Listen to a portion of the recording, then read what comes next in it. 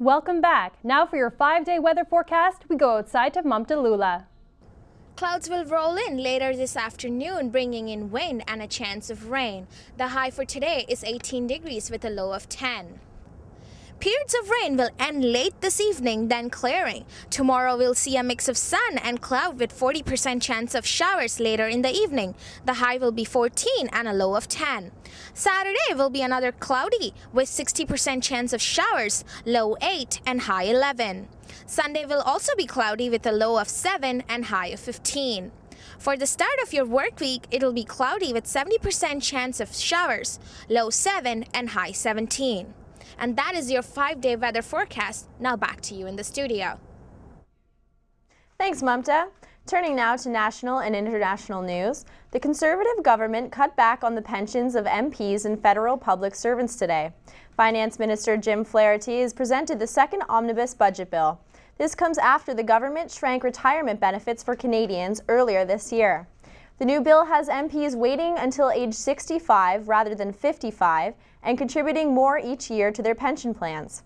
Treasury Board Minister Tony Clement said the changes to the plan will see MPs pay almost 4 times more in contributions.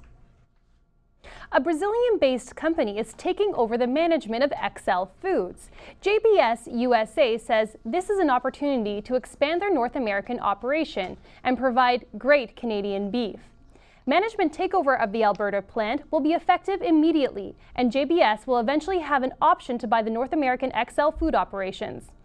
JBS says once the plant is operational, laid-off XL workers may be able to come back to work. The CRTC will release a decision about the union of media companies Bell and Astral today.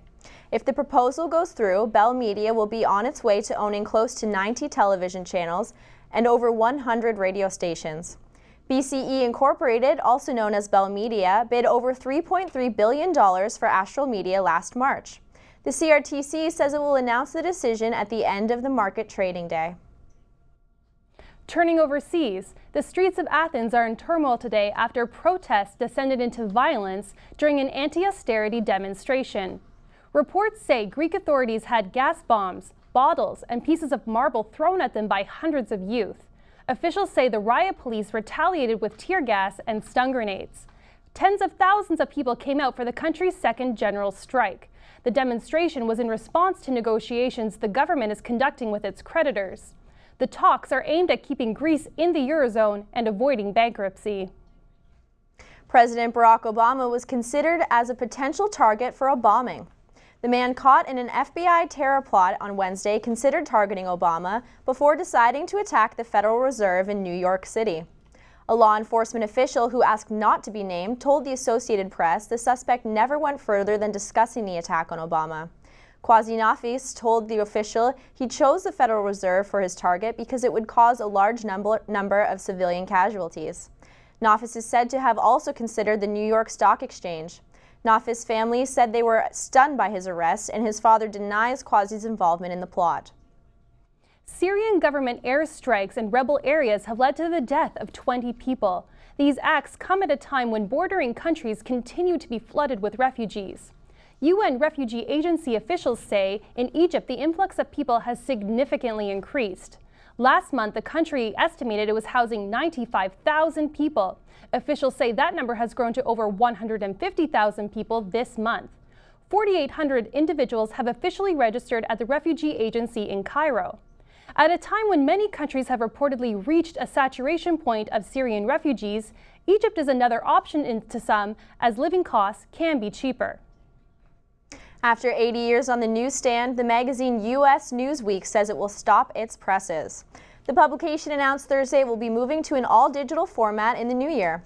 The new version will be called Newsweek Global and will be available online and for e-readers. Magazine officials cited the growing costs of printing and distribution as major factors in the decision. And now with your sports news, here's William Key.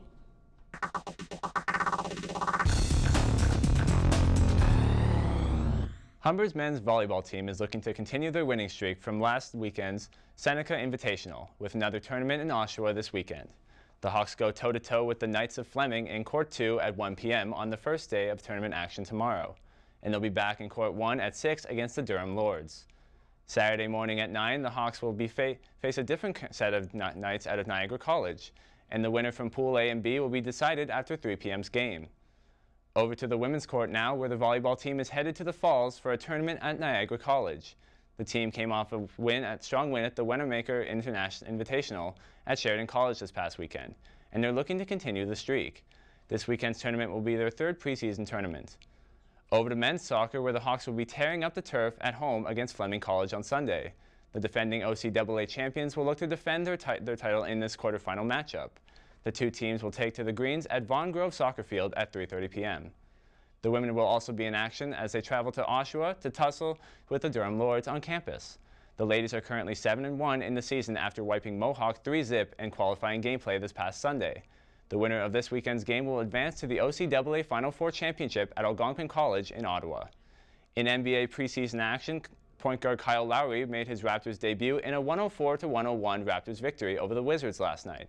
Lowry and Landry Fields combined for 29 points, and the Raptors used a strong fourth-quarter comeback to go 2-1 in the preseason so far. Toronto will be back in action on Friday, taking on the Knicks at home. A pair of MLB games were on tap last night, though the Yankees and Tigers were cut short by a rain delay. Over at Busch Stadium, the Cardinals and Giants met for the Game 3 of the NLCS, with the series tied at 1 game apiece heading in.